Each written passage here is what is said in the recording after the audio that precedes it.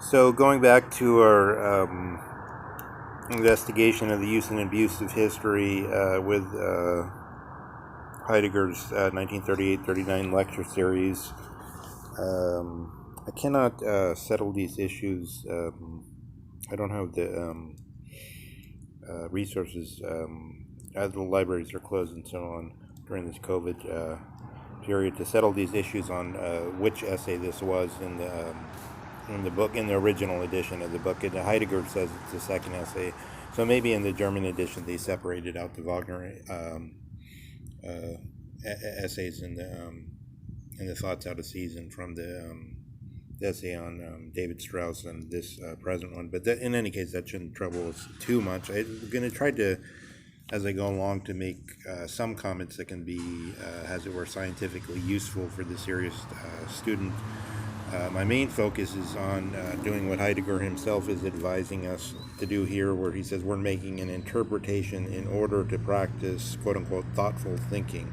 So thinking along with and seeing with different eyes. Proust says the most serious form of seeing with different eyes is much more serious than traveling and so on. Proust, as people of his time and economic bracket made the grand tour and so on in those days. But anybody can understand what that means to some extent. But they don't do it in the way I would say Kierkegaard or Nietzsche would think about it in terms of or Jung for that matter, in terms of thinking of personality. But Heidegger always brings it out into being. He doesn't say into objectivity, as it were, into what the objectivity could be taken to mean a disinterested gaze, and Nietzsche mocks that himself sometimes. The moon eyes, a disinterested gaze would see, but he always tries to make it bring before us this essencing of the world essence, which is allowing us to have our being, as it were.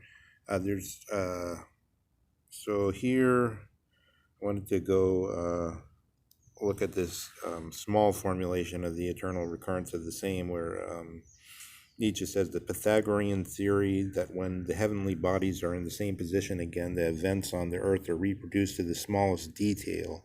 So when the stars have a certain relation, a Stoic and an Epicurean will form a conspiracy to murder Caesar, and a different conjunction will show another Columbus discovering America. Then he goes on to speak here of only if the earth always began its drama again after the fifth act, and it was certain that the same interaction of motives, the same deus ex machina, the same catastrophe would recur in particular intervals, could the man of action venture to look for the whole archetype truth in monumental history. So he speaks here of the interaction of motives of the deus ex machina. The deus ex machina corresponds to what I was trying to get at with the usage of the American lawyers of the mens rea, this question of the motive, something hidden from the normal point of view. That was raised in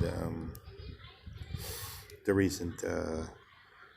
There was some lawyerly quibbling over that in with the Trump's impeachment not so long ago. Let's see. So, in order to understand this, at least from this point of view in Nietzsche's career, let's say, it's convenient, and not just, well, I shouldn't say convenient, it seems to be fundamentally right to think about it in Catholic terms, because Nietzsche's, or in Christian terms in general, this is one of the big,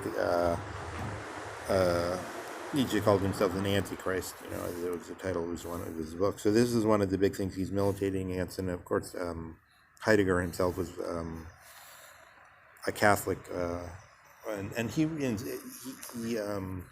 converted, but he remained in many ways a Catholic. He went away from Catholicism because of historicism, because the Catholic system he felt was no longer met the requirements of a thinking person in good faith, as it were, because of the things we're talking about here, the historical consciousness.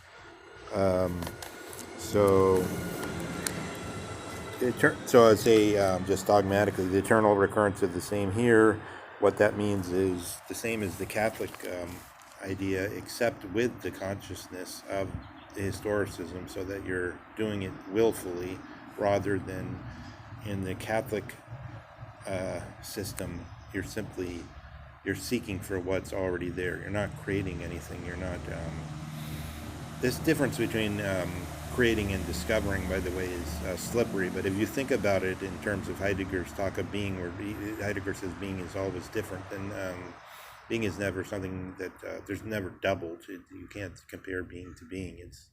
Being is whatever is, everything, including everything, and that's never the same. So he brings in fundamental creativity. Nietzsche thinks of creativity more in fits and starts, as it were. The Ubermensch can be creative. Sometimes we can be creative. Discover or create, that doesn't matter. What matters is something genuinely new comes into being, instead of the standing. The Catholics, since Thomas, speak of the potentia ordinata. So that's the what is possible according to the intelligence of God, and then right after Thomas, then there's some militation against that. There's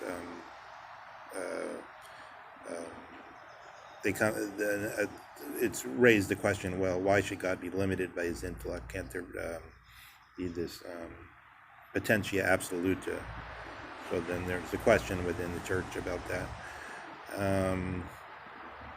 But in any case, only God has this power of creation, the ex nihilo creation, and this is specific to the Catholic thinking. Aristotle doesn't hold with the creation of the earth. He says everything is not the earth, but as it were, the possibility of all the genuses, of all the things that could be.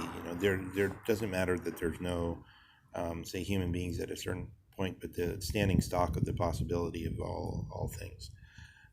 So here, this Deus Ex Machina kind of links up, the motive links up to this, the potentia ordinata.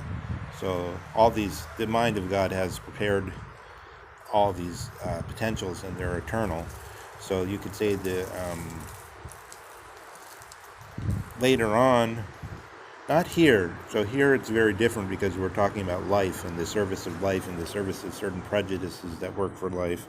There's a passage early on about that, but that shows that we're going away from the eternal. We're leaving the eternal aside here. Later on, you can think of this seems to be where we're driving to.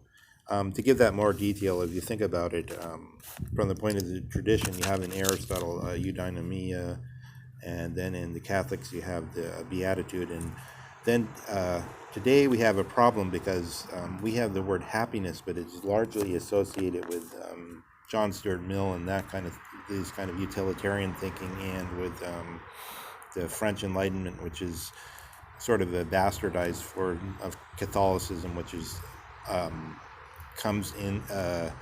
makes a concession to what you could call the market values or commercial values. So, and the most popular formula for that is the Lockean formula of the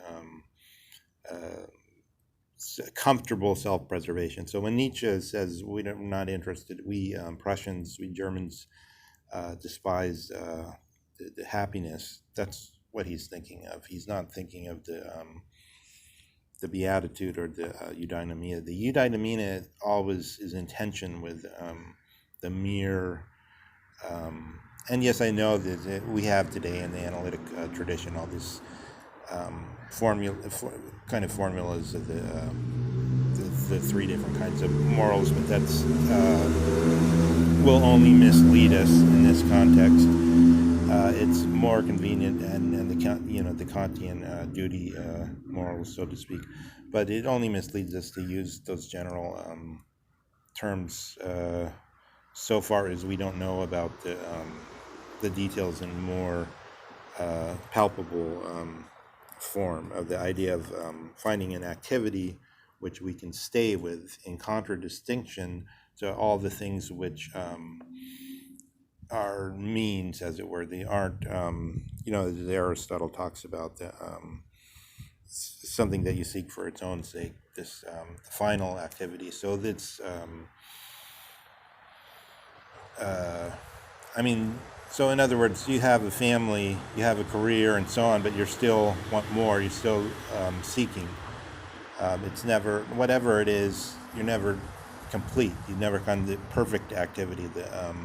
So this immaculate perfection, which now here we're having some difficulties with Nietzsche, because he's assigning, according to Heidegger's thing, he's putting the unhistorical, the immaculateness of forgetfulness before all else, rather than the high principle of the beatitude, or the completion of the Christian system, as it were, the final activity, that we'll learn how to live in such a way that there will be nothing more to be sought. Okay, let's go try to get more into the details of that in the next go.